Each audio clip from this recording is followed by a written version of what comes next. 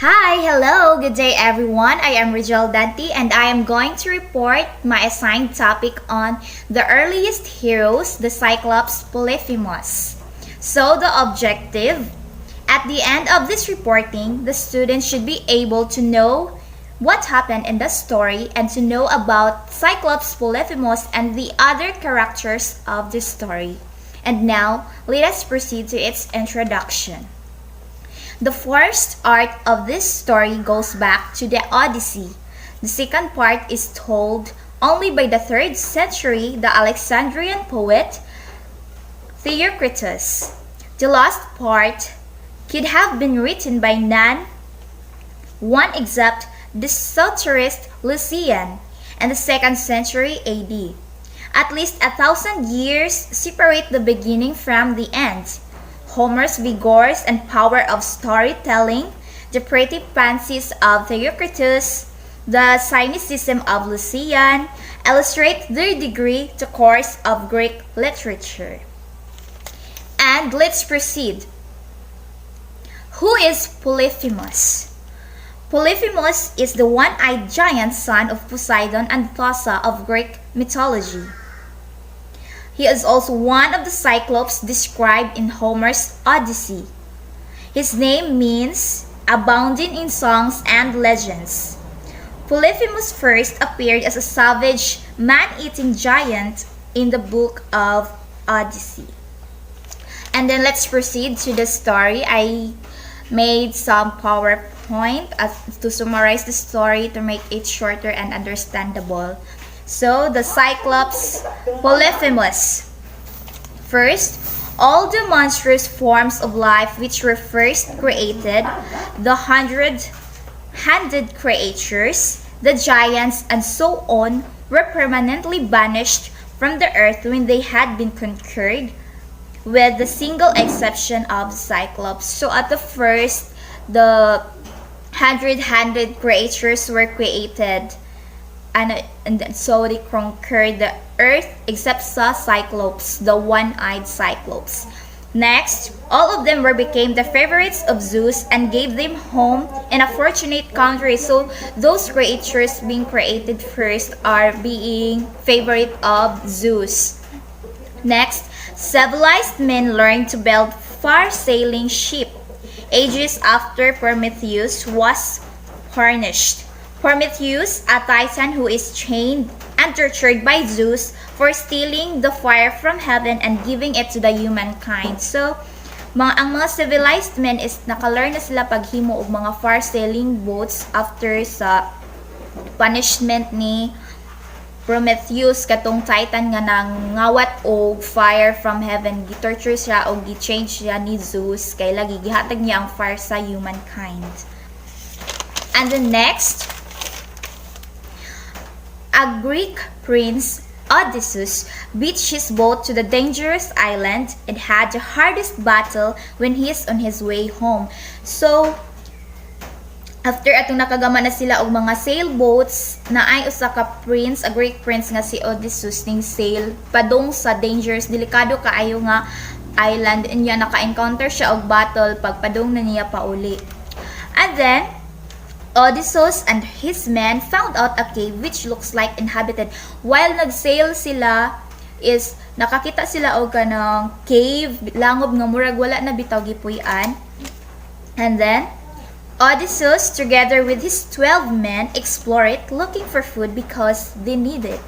So, nag-explore sila adto nga cave kay nangita sila pagkaon kay maybe gigutom sila adto sumoto nangita sila pagkaon adto sa cave, ilang gi-explore ang cave. And then Odysseus offer a goat skin full of potent and mellow wine to give whoever he's in there in return for hospitality. So in return for hospitality ni Odysseus, nag-offer siya og goat skin kung kinsa man galing ang nagpuyo adto nga cave. So next, along the side of the cave, they found out crowded pens of lambs and kids, and also racks full of cheeses and pails brimming with milk. So, sa kadugay nila explore adto nga cave is nakakita sila mga crowded pens of kanang sa mga lambs and kids. then ay mga cheese sa rocks and mga milk. And the next, at last, a hideous and huge, tall as a great mountain crag entered and closed the cave's mouth with a ponderous slab of stone. So sige nilang explore is na niabot og kalit dako kaayo nga habog like as mountain mura siya kahabuga og buntod bitaw, and then gi-close ang silbing entrance sa cave sa dako kaayo nga stone. So he sighted Odysseus with his men and screamed in anger, asking who they are.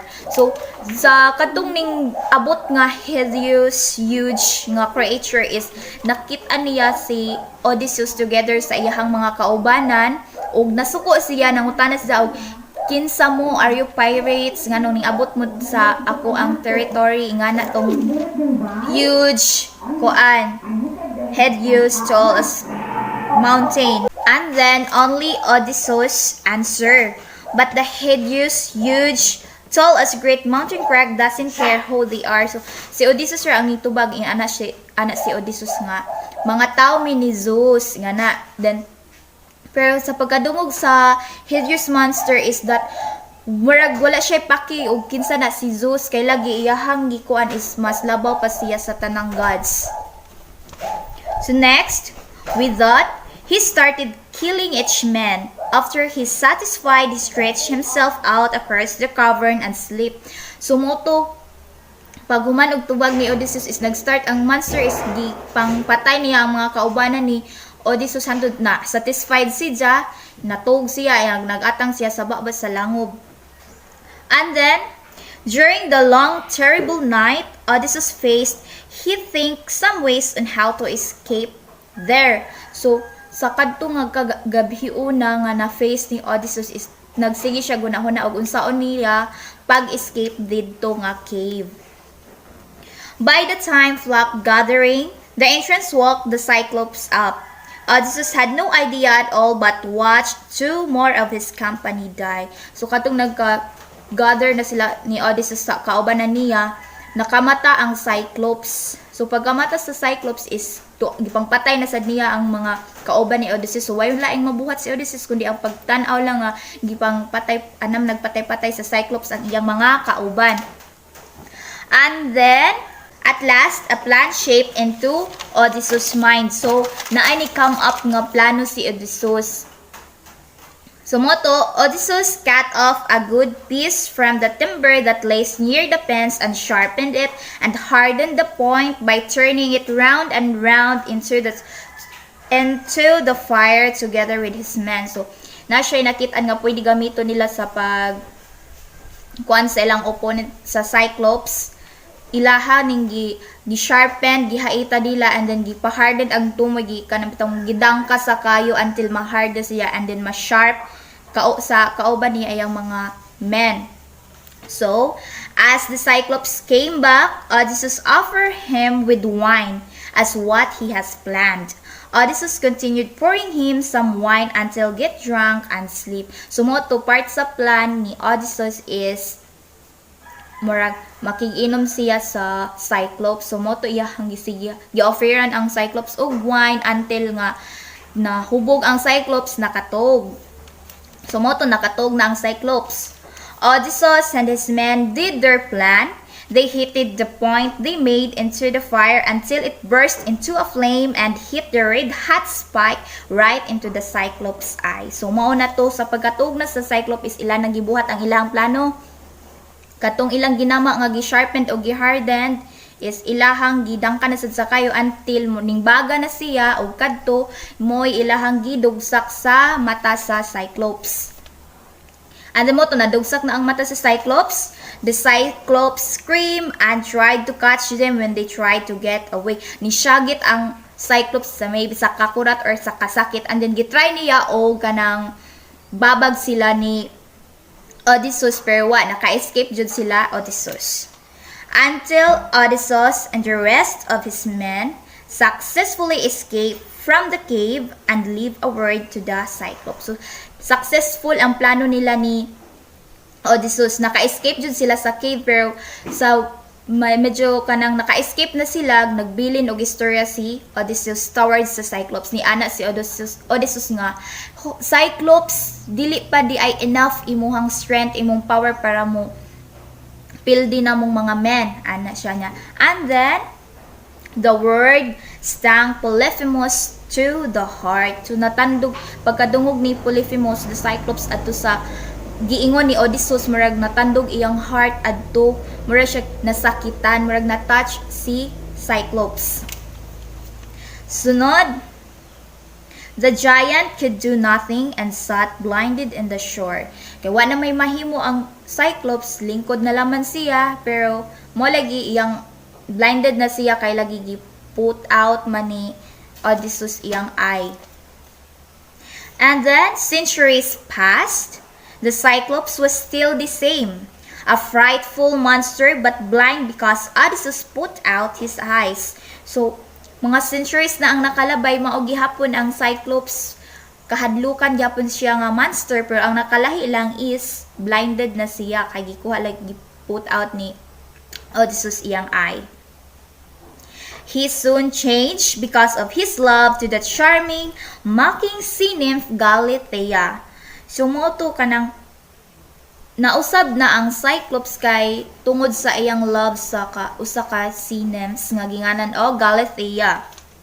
So, by the time he got his eyes back by the miracle of his father Poseidon. So ano ito nga time nga na-inlove na siya ni Galatea is nabalik ng iyahang eye adto tungod sa miracle sa iyang father which is si Poseidon.